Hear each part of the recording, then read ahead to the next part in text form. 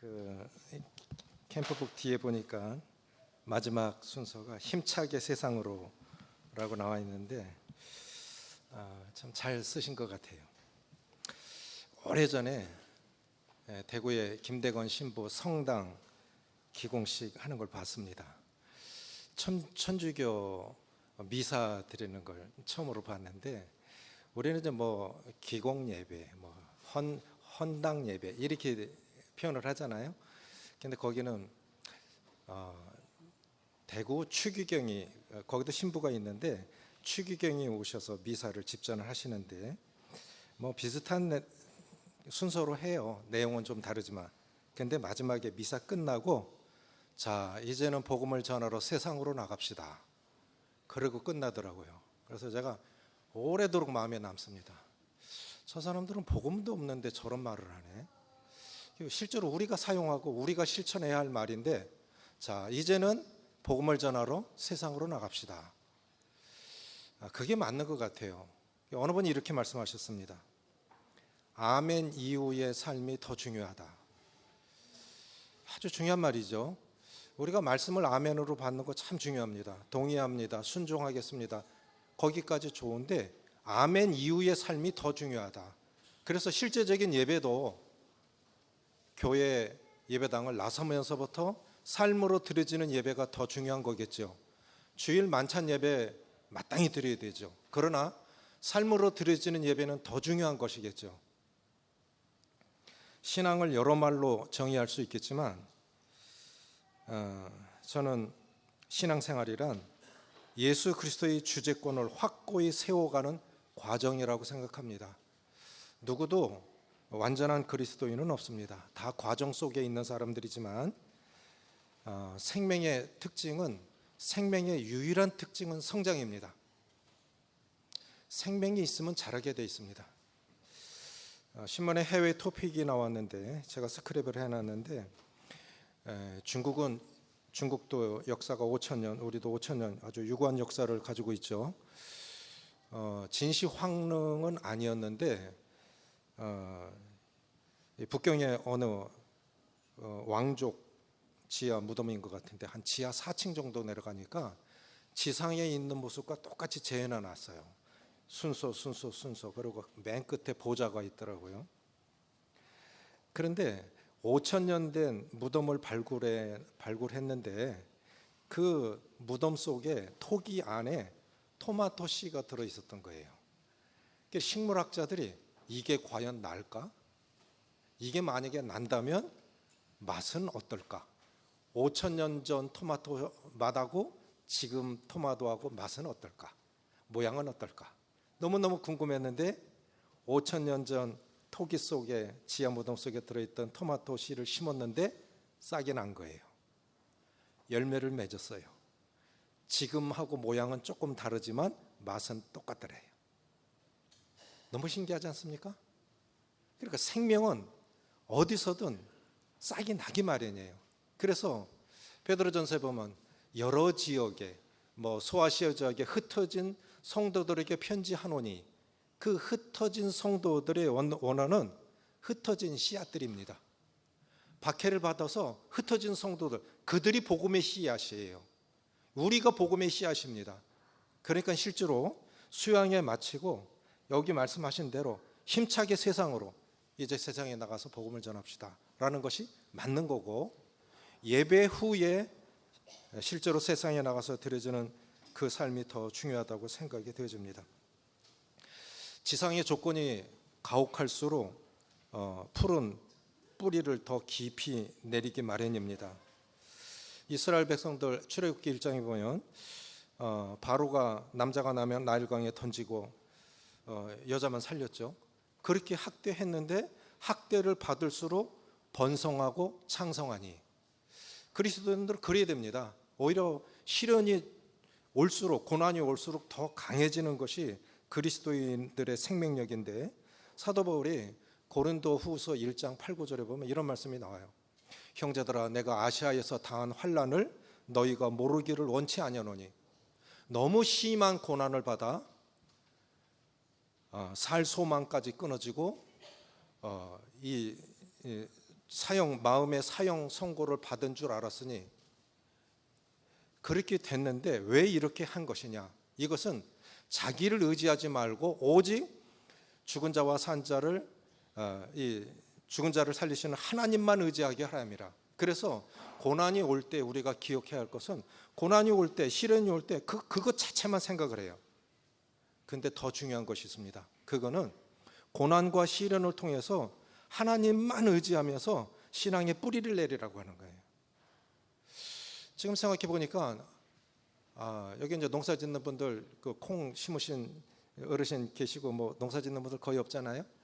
지금은 이제 벌써 누렇게 벼가 익어가잖아요. 이 모를 본답에서 이제 이렇게 뽑아서 그 모종을 뽑아서 이제 심습니다. 심을 때 물이 많으면 떠요.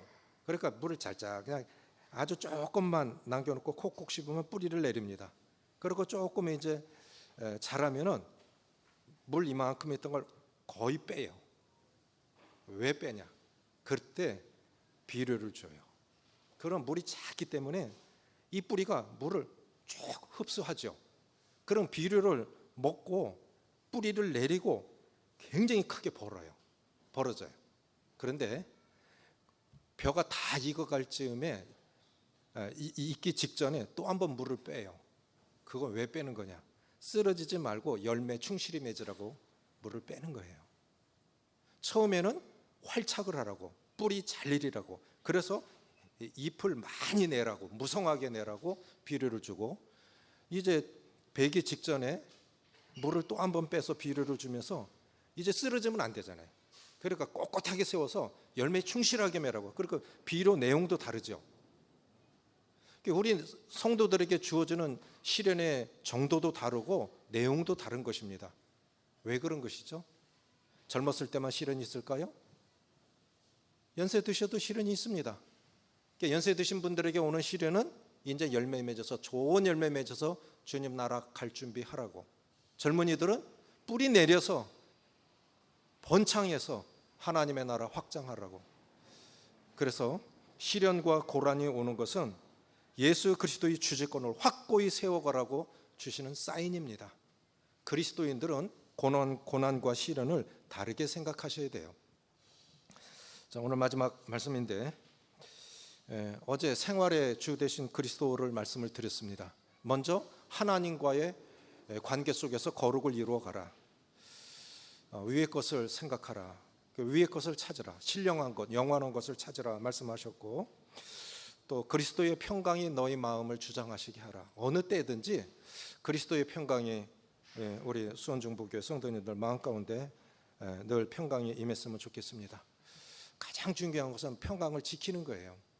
평안을 잃으면 아무것도 할 수가 없습니다. 또 그리스도의 말씀이 풍성히 거해서 그 말씀의 능력으로 살아가시길 바랍니다. 그리스도인들에게 주신 가장 큰 자원, 인감도장과 같은 모든 일을 하든지 무슨 일을 하든지 말에나 일에나 다 예수 그리스도의 이름으로 하고, 이렇게 수양에 참석하면서 보니까 참 잘들 하세요. 저도 일주일에 한 번씩은 세차한다는 명분을 가지고 교회 몰래 가서 청소하고 옵니다. 대명동 교회 사택에 4년 6개월 살고 사역을 30년 가까이 했으니 35년 정도 청소를 했죠. 청소의 달인이 아니겠습니까? 제 눈에는 다 보여요. 성도들 움직이는 것도 보이고 다 보이죠. 그래 이제 퇴임하고 나서는 내 흔적을 지워야지. 그리고 일부러 안 보려 하고 안 들으려 하고 안 가려고 하지만 그래도 움직이는 거 다 보여요.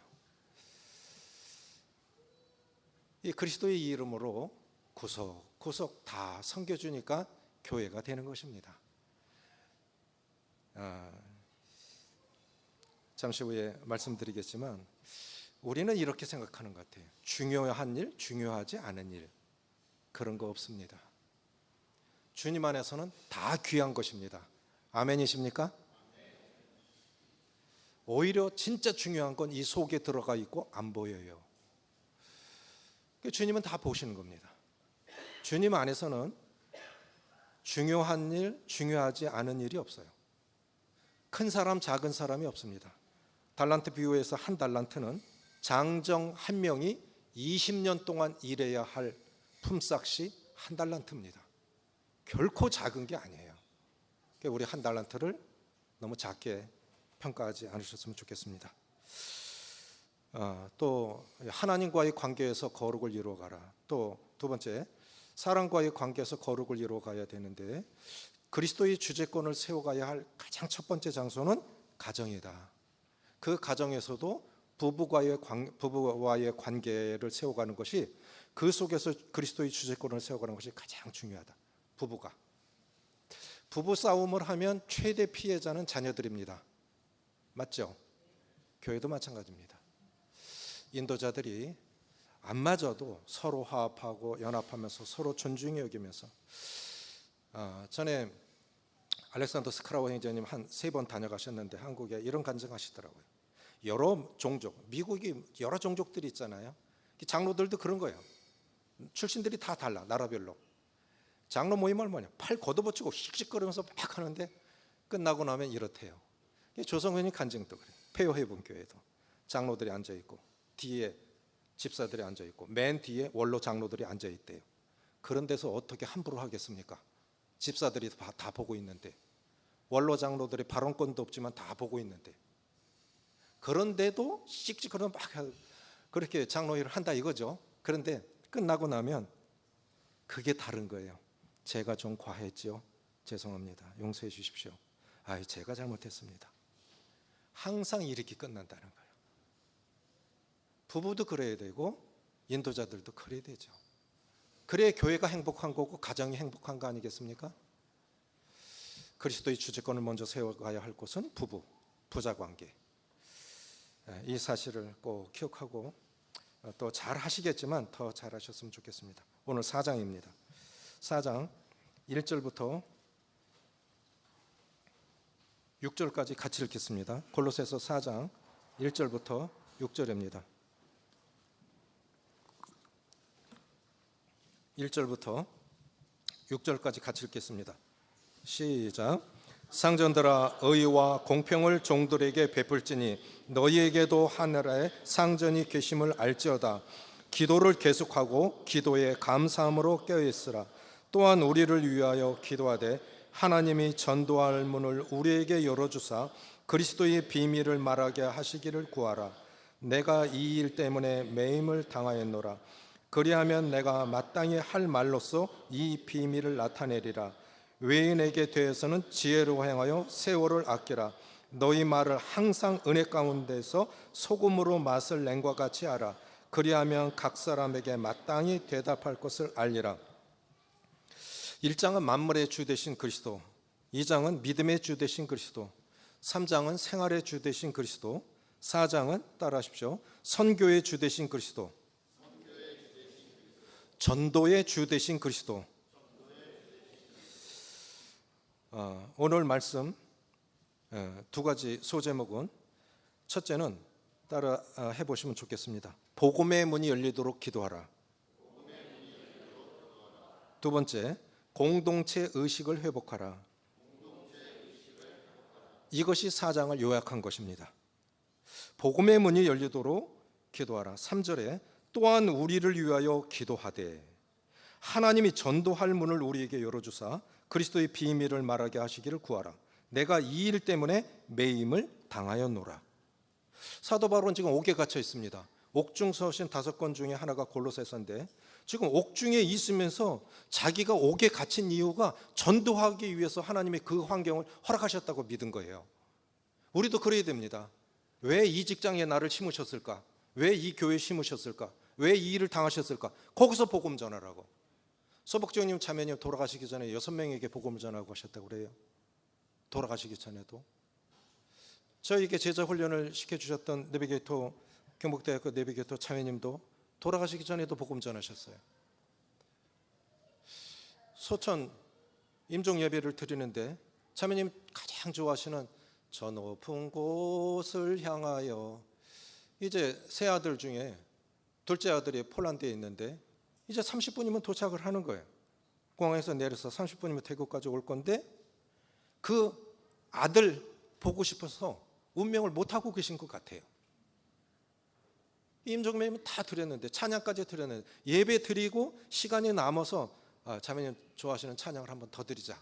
그래서 드렸는데 4절이 끝났는데도 이제 조금 그래도 30분 더 있어야 오는데, 자매님이 그 찬양이 너무 좋으셨는지 4절까지 있잖아요. 3절 부르는데 찬송을 타고 올라가시는 것 같아요.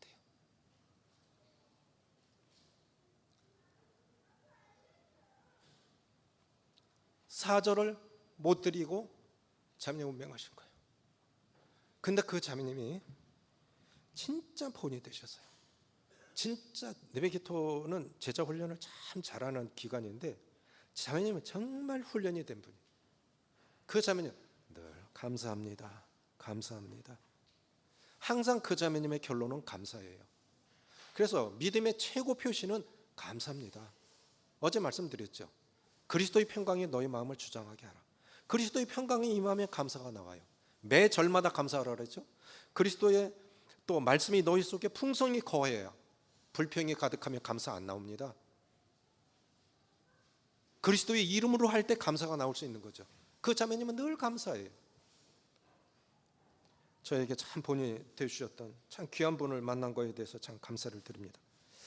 자, 그분은 늘 돌아가시기 전에까지도 복음을 전하셨는데, 전도의 특징은 이런 특징을 갖고 있습니다. 사도행전 5장 42절에 보면 그들이 날마다 성전에 있든지 집에 있든지 예수는 그리스도라 가르치기와 전도하기를 그치지 아니하니라. 전도는 네 가지 특징을 갖고 있습니다. 그들이 개인적인 책임입니다. 날마다 일상적인 책임입니다. 성전에 있든지 집에 있든지 장소와 상황에 관계없이 예수는 그리스도라 가르치기와 전도하기를 쉬지 아니하니라.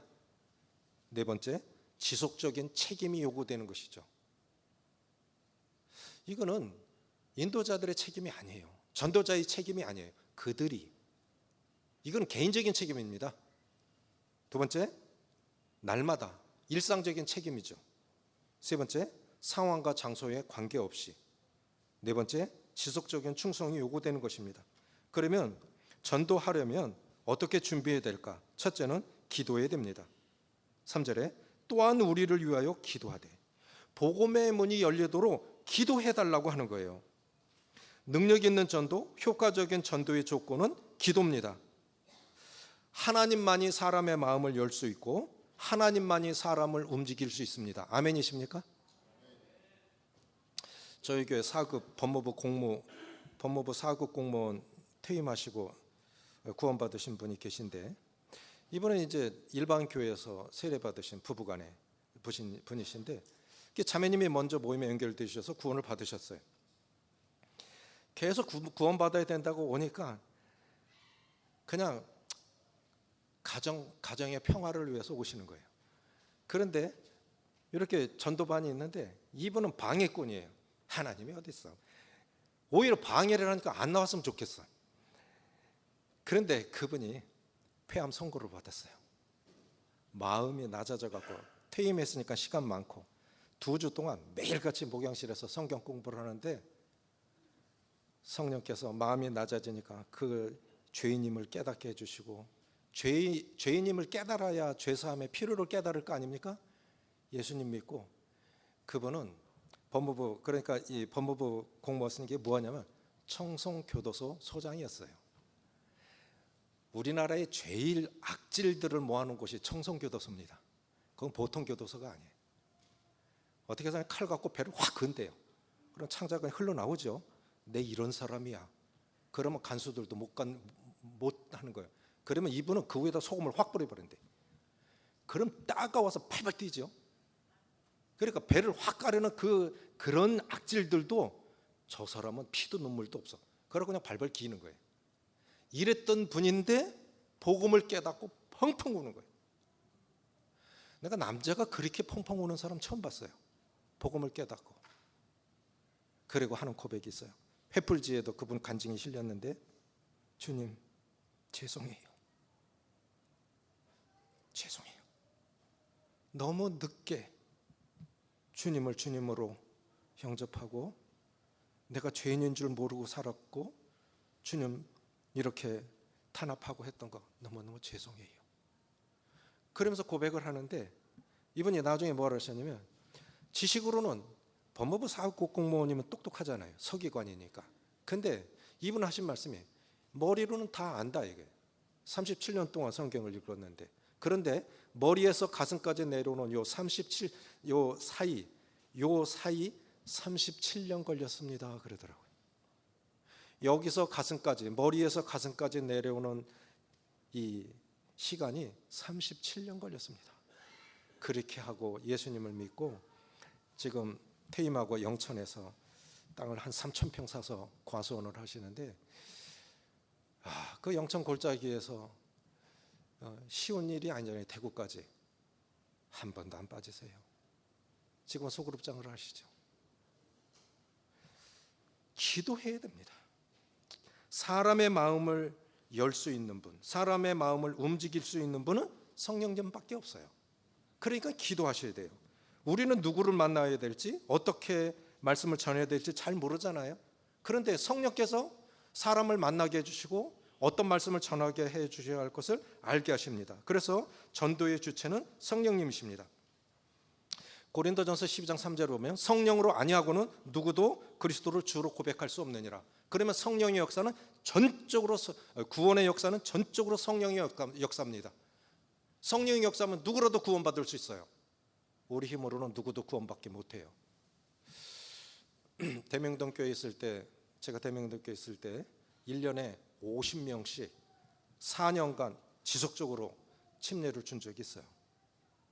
저희는 이제 94년도에 개척 나왔는데 14명이 나와서 첫 해에 18명 침례 줬습니다. 그래 침례 명단 쭉 보니까 18명씩 한 5년 정도, 5회 정도 침례를 줬더라고요. 그런데 그런 전도의 역사가 강력한 그 배경 속에 기도가 있었어요. 어느 자매님은 개척 멤버로 나오셔서 남편이 예비군 중대장이셨는데 4월에 개척돼서 8월에 복음 집회를 했는데, 그때 남편이 구원받으셨는데 하루 2끼 금식하셨어요. 한 끼 금식은 가능합니다. 살 빼기 위해서라도 아침 한 끼는 쉽죠. 그런데 저녁 한 끼를 더한다? 이게 쉬운 게 아니죠. 그래서 남편이 4개월 동안 아내가 2끼 금식을 하는데도 몰랐다는 거예요. 눈치채지 못한 거예요. 그만큼 자연스럽게 한 거예요. 여보 미안해, 내가 속이 안 좋아. 여보 미안해, 퇴근하기 전에 내가 먼저 먹었어. 이렇게 거짓말하니까 진짜인 줄 알고 그걸 몰랐던 거예요. 그런데 그분이 초대 장로님이 되셨어요.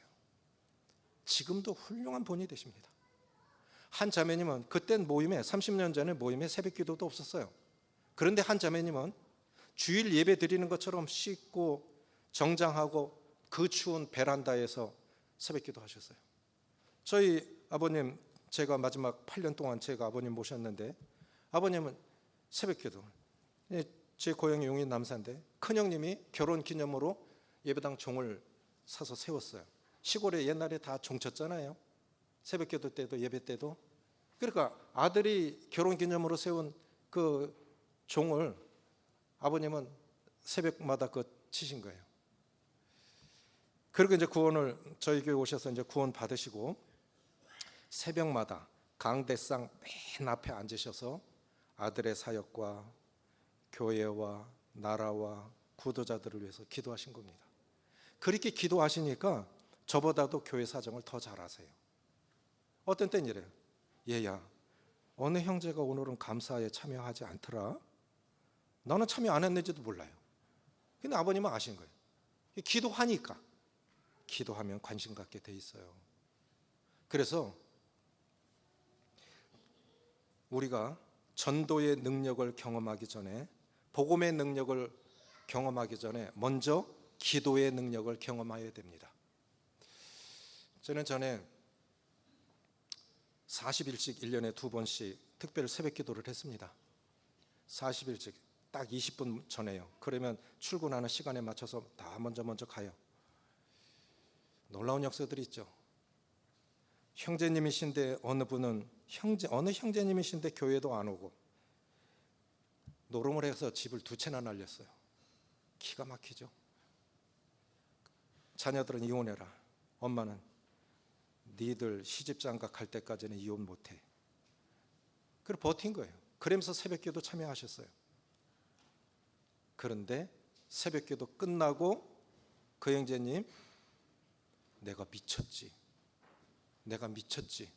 정신 차리고 10년 만에 아파트 다시 샀어요. 그 후에. 그러니까 이렇게 새벽 기도를 경험한 사람들은 기도 안 하면 못 살아요. 기도가 뭐냐 했을 때 어느 분은 이것은 잉태된 아이가 탯줄을 통해서 영양을 공급받는 생명줄이라고 고백했습니다. 동의하십니까? 기도는 뭐냐? 생명줄이에요. 그 탯줄을 통해서 내가 생명을 공급받고 있고 또 내가 영양을 공급받고 있는 거 아닙니까? 기도가 그런 거예요. 생명줄이에요. 기도를 놓으면 모든 게 끝나는 것입니다. 기도만이 사람을 변화시킬 수 있고 구원에 이를 수 있다고 생각이 되어집니다. 그래서 복음의 능력, 전도의 능력을 경험하기 전에 먼저 기도의 능력을 경험하시길 바랍니다. 두 번째는 그리스도의 마음을 가져야 됩니다. 3절, 또한 우리를 위하여 기도하되 하나님의 전도할 문을 우리에게 열어주사 그리스도의 비밀을 말하게 하시기를 원하노라. 내가 이 일 때문에 매임을 당하였노라. 아니 옥에 갇혀 있으면 우리는 아이고 어떻게 나갈라나 아니면 죽나 이거 생각하겠죠. 그런데 바울은 자기가 지금 옥에 갇힌 것이 여기에 있는 사람들 복음 전하라고 마음이 그러니까 복음을 전할 수 있는 것입니다.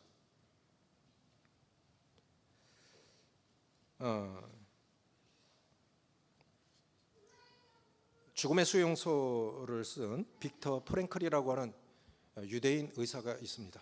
2차 세계대전 때 아우슈비츠 형무소에 갇혔는데 이제 논문을 다 갖고 들어가 다른 건 다 뺏겨도 이것만은 그렇게 전쟁이 길어질 줄 몰랐겠죠. 그런데 그것도 빼앗기고 아무것도 없어요. 그런데 이분이 어쨌든 정신과 의사인데 여기보다 사람을 연구할 수 있는 더 좋은 장소가 있을까? 매일 죽어나가잖아요. 몇 명씩은 태워야 돼. 사람은 계속 꾸역꾸역 들어오고 있으니까 열차로 실어 오니까 몇 명은 가스실로 보내고 태워야 되는 겁니다. 그런데 사람이 죽어가는 순서가 건강 상태에 따라 죽어가는 게 아니라는 거예요. 똑같은 상황인데 어떤 사람은 죽고 어떤 사람은 살더라는 거죠. 이걸 연구한 거예요. 굉장히 중요한 자료죠. 극한 상황에서만 연구할 수 있는 그것을 여기보다 사람을 더 연구할 수 있는 좋은 장소는 없겠구나. 만약에 전쟁이 끝나서 내가 살아서 전쟁이 끝나서 나갈 수 있다면 나는 이 심리요법, 정신요법, 삶의 의미를 부여하는 이 요법을 세상에 공개하겠다. 그래서 이제 그걸 연구하기 시작한 거예요. 그런데 건강한 사람도 죽어나가는데 그냥 비실비실 하는 사람도 꿋꿋하게 살아가. 이게 뭔 차이일까? 건강 상태에 따라 죽어가는 순서가 아니라는 거죠. 그게 뭐냐면 오늘 또 날이 밝았구나. 살아야지.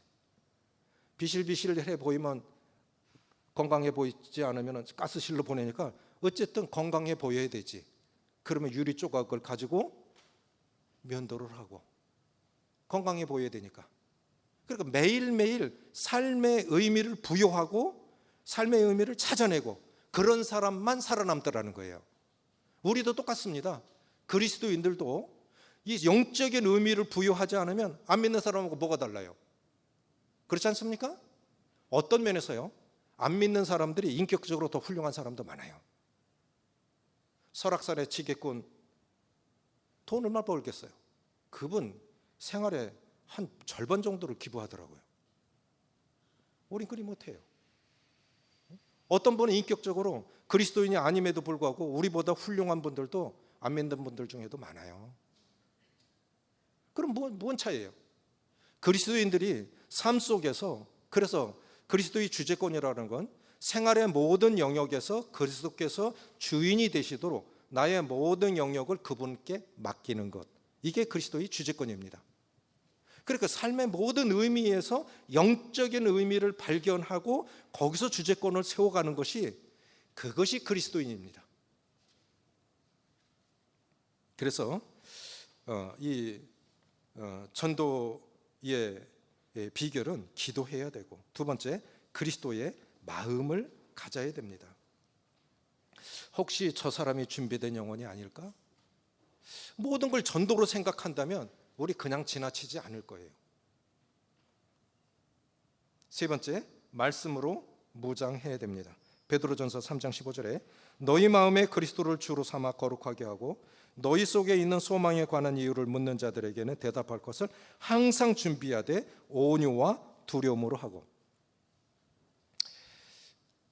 제가 94년도 사역하기 전에 직장 다닐 때 월급 200만 원 넘게 받았는데 사역 시작하니까 40만 원 주더라고요. 생활이 되겠어요, 안 되겠어요? 굶어 죽지 않았으니까 다행이죠. 그래서 한 10년 이상을 일하면서 사역을 했어요. 지갑에 10,000원 있을 때가 한 달에 절반이 안 돼요.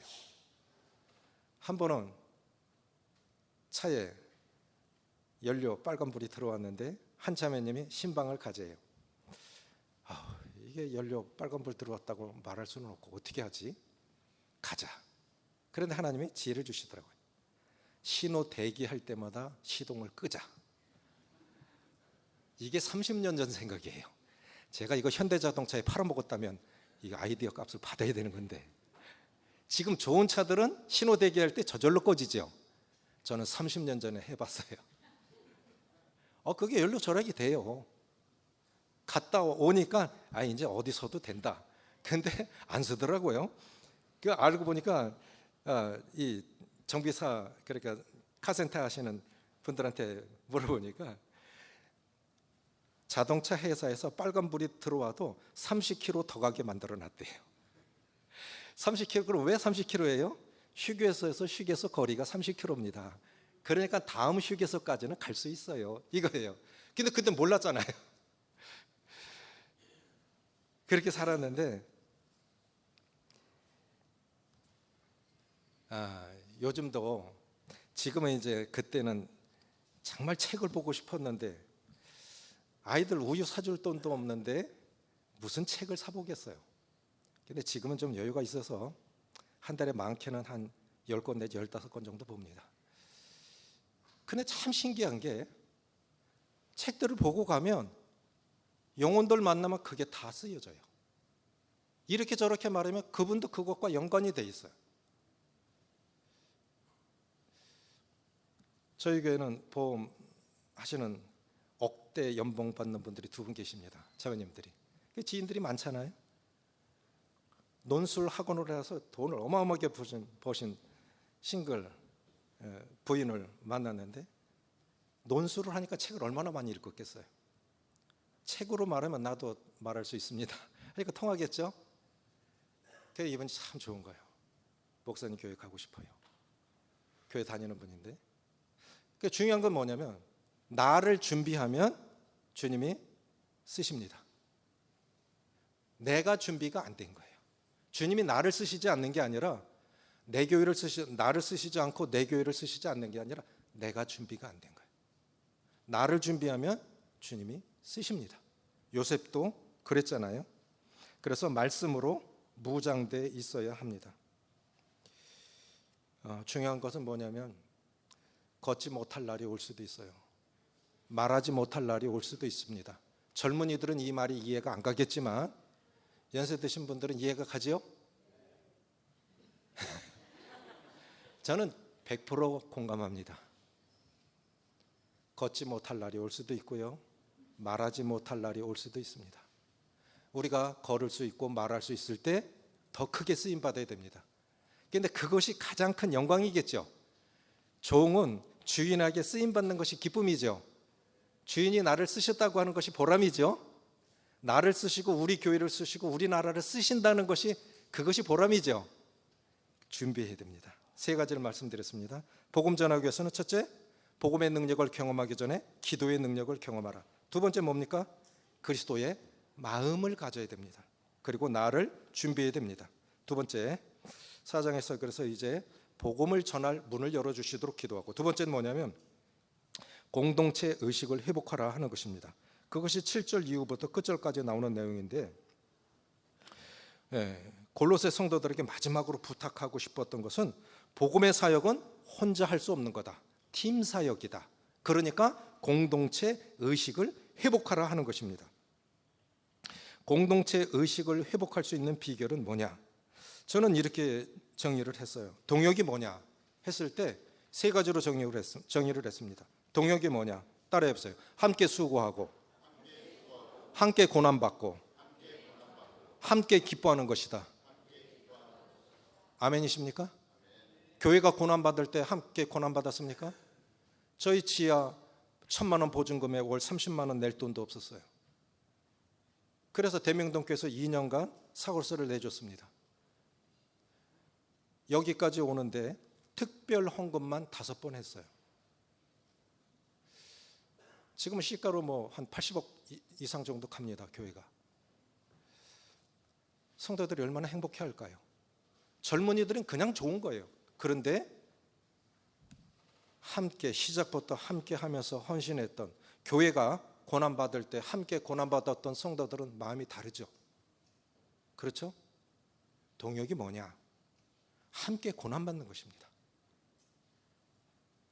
함께, 먼저는 함께 수고하고 함께 고난받고 그 결과로 함께 기뻐하는 것입니다. 그래서 마음이 달라요. 수고한 분들, 헌신한 분들은 교회의 애정이 달라요. 먼저는 공동체를 회복할 수 있는 비결, 첫째는 따라해 보세요. 서로 섬길 줄 알아야 된다. 3절, 이제 7절 같이 읽습니다. 시작. 두기고가 내 사정을 다 너에게 알려주리니 그는 사랑받는 형제요 실실한 일꾼이요 주 안에서 함께 된 종이라. 호칭은 굉장히 중요합니다. 여기 지금 두기고에 대해서 호칭이 3가지가 쓰여졌죠. 사랑받는 형제요, 신실한 일꾼이요, 3번째 함께 종이 된 자라. 만약에 어느 형제에게 이 수식어가 3가지가 쓰인다면 정말 잘 산 거예요. 사랑받는 형제요, 그리스도인, 저는 이렇게 생각해요. 그리스도인이 받을 수 있는 최고의 호칭이 신실하다고 하는 것입니다. 신실하다는 쉬운 말은 성실하다는 거예요. 굴곡이 없이, 변함이 없이. 사랑받는 형제요, 신실한 형제요, 함께 된 종이라. 그런데 이 두기고 성경에 5번 나옵니다. 성경에 이름 안 나온 분들도 많겠죠? 이분은 5번 나와요. 그런데 이분이 설교했다거나 복음을 전했다는 말씀은 없어요. 그런데 두기고는 어떤 사람이었냐? 에베소서와 골로새서를 전달한 사람입니다. 에베소서와 골로새서를 두기고가 전달해 주었기 때문에 만약에 두기고가 에베소서와 골로새 편지를 전달해 주지 않았다면 해당 교회들은 적절한 시기에 사도 바울의 가르침을 받지 못했을 것이고 우리도 이 말씀을 읽지 못했을 거예요. 그러니 이것이 얼마나 중요한 것입니까? 방법은 다 달라요. 쓰시는 내용은 달라요. 그러나 함께 섬길 줄 알아야 된다고 하는 것이죠. 그게 복음에 협력하는 것입니다. 문제는 뭐냐? 사람들은 끊임없이 큰 일과 작은 일, 또 교회 일을 하면서도 이렇게 귀한 일, 천한 일, 이렇게 생각한다는, 그렇게 구분한다는 그 자체가 잘못됐다고 하는 거예요. 하나님 안에서 그런 일 없어요. 작은 일, 큰 일이 없습니다. 귀한 일, 천한 일이 없습니다. 말씀 전하는 것만 중요한 일입니까? 잘못하면 형제들이 강대상을 향하여, 그 잘못된 교회예요. 저희 교회 장로님은 항상 4명이 있으면 1명은 강단에 안 쓰는 분 세워요. 그분 제일 잘하는 거 교회 수리하고 청소하고 봉사하고. 얼마나 잘하시는지 몰라요. 성도들 참 사정도 잘 알고. 그래서 우리가 천한 일, 귀한 일, 작은 일, 큰 일 이렇게 구분하는 것이 잘못됐다고 하는 것입니다. 주님 안에서 다 귀한 일들이죠. 2번째, 그래서 공동체 의식을 회복하는 방법, 함께 섬길 줄 알아야 된다. 2번째는 함께 고난에 참여할 수 있어야 된다. 10절 같이 읽습니다. 시작. 나와 함께 갇힌 아리스도고와 바나바의 생질 마가와 이 마가에 대하여 너희가 명을 받았음에 그가 이르거든 영접하라. 함께 갇힌 아리스다고. 이 아리스다고도 성경에 5번 언급이 되는데, 아리스다고는 바울 선교의 이 팀 사역의 팀 멤버였고, 바울이 고난받을 때 함께 고난받았던 사람입니다. 죄수가 아니라 그때는 누군가 이 죄수들을 위해서 먹을 걸 주어야 되고 수발을 들었어야 됐대요. 그러니까 그렇게 했다는, 그냥 나를 도와주러 온 간병인처럼, 병상에 누워있는 이 병자를 돌보는 간병인처럼 그렇게 했는데, 사도 바울은 나와 함께 갇힌, 함께 고난받은 아리스도아고로 고백하고 있는 거예요. 인도자들이 참 힘겹게 교회를 섬겨가고 있는데 그 고난에 함께 참여하는 것. 질문을 드리겠습니다. 함께 매 맞는 것도 선교입니까? 같이 매 맞고 옥에 갇히는 것도 선교입니까? 맞습니까? 누가 그랬습니까? 신라가 그랬죠. 신라는 예루살렘에 아주 훌륭한 인도자 중에 한 분이에요. 바울과 바나바가 마가 문제로 대판 싸우고 헤어지죠. 그러니까 바울 혼자 갈 수 없으니까 신라가 남은 건 거예요. 예상이 없었던 일입니다. 계획이 없었던 일입니다. 바울 돕기 위해서 갔는데 귀신이 들어가서 자꾸 복음을 방해하니까 귀신을 내쫓았으니까 돈벌이가 끊어지니까 때려서 감옥에 가둔 거예요. 만약에 자신이 오늘 로마 시민권자 날 때려? 그럼 감옥에는 안 갔겠죠. 감옥에 안 들어갔으면 빌립보 간수 구원, 그 가족들 구원받을 수 있었을까요? 따라해 보세요. 신앙은 나중에 해석되어지는 능력이다. 아주 중요한 겁니다. 우리는 잘 몰라요. 신앙은 나중에 해석되어지는 능력이에요. 제가 시티아 일기로 다녀왔는데 호주의 한 형제님이 아주 귀한 간증을 하셨어요. 차디에서 문자가 없는 부족에게 문자까지 만들어주고 많은 교회를 개척을 하셨는데 어느 날 아이가 홍수에 떠내려 간 거예요. 젊은 나이에 부부간에 선교에 헌신을 했는데 아이가 홍수에 떠내려 갔어요. 이성을 잃은 거죠. 하늘을 향해서 하나님 이러려고 날 부르셨어요? 하나님이 하늘을 향해서 삿대질을 하는, 말씀도 안 들어와. 다 끝내고 싶어. 내 아이 어떻게 할 거예요?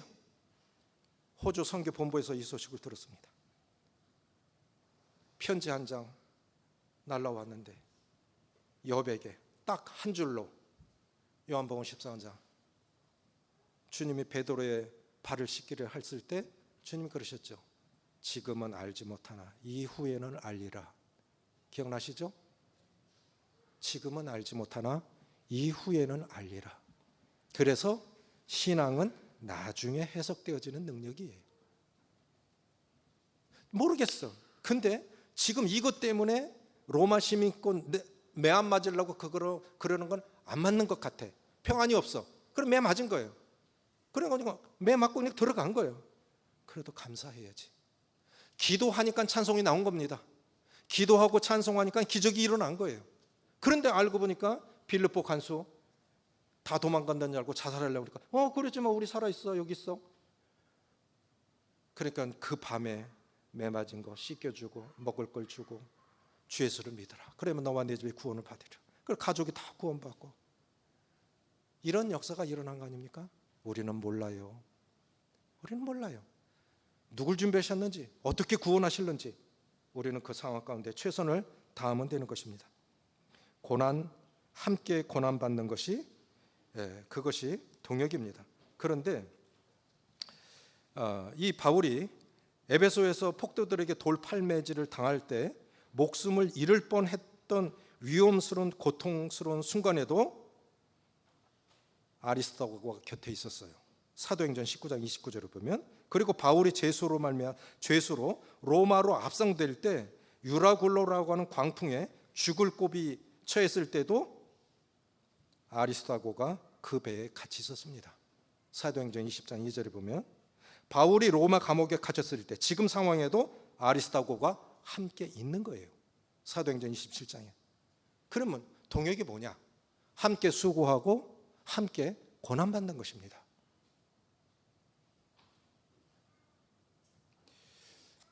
교회와 함께 고난받았다고 하는 것, 그것이 결국 동역입니다. 세 번째는 뭐냐면 함께 동역할 수 있어야 되는데 11절 같이 읽습니다. 시작. 유수도라 하는 예수도 너희에게 문안하느니라. 그들은 할례파이나 이들만은 하나님의 나라를 위하여 함께 역사하는 자들이니 이런 사람이 나의 위로가 되었노라. 성격도 다르고 기질도 다르고 성향도 다르고 은사도 다른 사람들이 한 마음으로 동역할 수 있을까요? 동역할 수 있다면 그 원리는 무엇일까요? 성격도 달라. 너무너무 달라. 어떤 사람은 참 성격 좋아요. 근데 되는 것도 없고 안 되는 것도 없어. 저 같은 성격하고는 완전 반대죠. 저는 뭐를 하면 끝까지 갑니다. 근데 여러분, 되는 것도 없고 안 되는 것도 없어. 같이 동역하기 정반대의 성향이니까 힘들겠죠. 그런데 그런 분 꼭 있어야 돼요. 꼭 있어야 돼요. 내 성격, 내 기질, 그것만 맞는 것은 아닙니다. 여러 성격과 기질과 성향이 다른 사람들이 하나가 될 수 있는 비결, 공동의 목표를 지향할 수만 있다면 가능합니다. 목표가 같아야 돼요. 그건 무엇입니까? 복음이에요. 복음 안에서 하나 될 수 있다면, 하나님의 나라를 위한 이 목표가 같다면 가능한 것입니다. 이따금씩 교회가 어려움을 당하는 이유는 무엇일까요? 소위 예수님 믿는 사람들이 하나님 나라에는 관심이 없고 자기 나라를 세워가려고 하니까 교회가 어려운 거예요. 대부분의 교회가 건강하고 다 좋지만 어려운 교회들이 혹가다 있어요. 지금도 있어요. 들어보면 하나예요. 하나님의 나라가 아니에요. 그 사람 마음에는 중요한 게 하나님의 나라가 아니라 자기 왕국 세워가려고 하니까 교회가 어려운 거예요. 공동의 목표를 지향할 수 있다면 가능하다고 그렇게 생각이 되어집니다. 이런 사람들만 나를 위하여 동역했다. 그렇게 이제 고백하고 있는데 사도 바울이 그러죠. 누가만 마지막에 보면 디모데후서에 이제 순교 직전에 쓴 편지가 디모데후서 아닙니까? 너는 속히 오라. 겨울 전에 어서 오라. 죽기 직전에 쓴 편지인데 그 편지에 보면 누가만 나와 함께 있느니라. 지금도 의사들은 귀한데 그 시대의 의사들은 희소성이 지금보다 훨씬 더 컸겠죠. 그럼 그 시대의 의사가 사도 바울 한 명을 위해서 따라다니는 거예요. 그것도 유능한 의사가, 명의가. 저는 몰랐어요. 서복주 형님이 명의인 줄 몰랐어요. 그런데 어느 형제님이 뭐 잘하는 건 알았지만 의대 들어갔는데 교수님이 우리나라 명의 중 몇 손가락을 꼽는데 서복주 형님을 꼽더래요. 그분은 서복주 형님 모르는 분이에요. 근데 서복주 형님이 꼽더래요. 야, 이 의학계에서도 인정해 주는 분이구나. 그렇다고 하면 의사 누가는 어떻겠어요? 이 훌륭한 그런 의사 누가가 선교사가 무엇을, 사도 바울이 무엇을 하는지를 아니까 그분에게 생애를 완전히 드린 거잖아요. 우리는 누구와 함께 동역을 하겠습니까? 바울은 얼마나 마음이 넓었습니까? 마가 때문에 이 바나바와 그 좋은 관계가 깨지고 성도들 앞에서 인도자들이 싸운다는 건 참 볼상사나운 일 아닙니까? 근데 오죽했으면 그렇게 둘이 갈라섰을까요? 이게 누구 때문이에요? 마가 때문이죠. 그런데 나중에 바울의 마음이 바뀌어요. 마가를 데려와라. 어떻게 보면 왼수 같은 사람인데 그도 동역자로 불러요. 오네시모는 어떻습니까? 주인의 돈을 훔쳐서 도망간 사람 아닙니까? 그도 동역자라고 말을 해요. 그래서 우리는 동역이라는 큰 주제 앞에서 원수도 없어야 되고 감정도 묻을 수 있어야 됩니다. 아멘이십니까? 네가 나한테 옛날에 이랬지. 그러면 안 돼요. 너 옛날에 나한테 상처 많이 줬지. 나도 누군가에게 상처 줬거든요. 내가 몰라서 그렇지. 감정도 묻고 모든 거 다 묻고 복음 안에서는 하나가 돼야 됩니다. 다른 것이 아니라 복음만 해서 하나님의 나라를 확장해가는 이 중요한 일에 우리가 다 하나됨을 이루어서 함께 수고하고 함께 고난받고 함께 기뻐하는 수원 중보교회 성도님들 되셨으면 좋겠습니다. 기도하시겠습니다.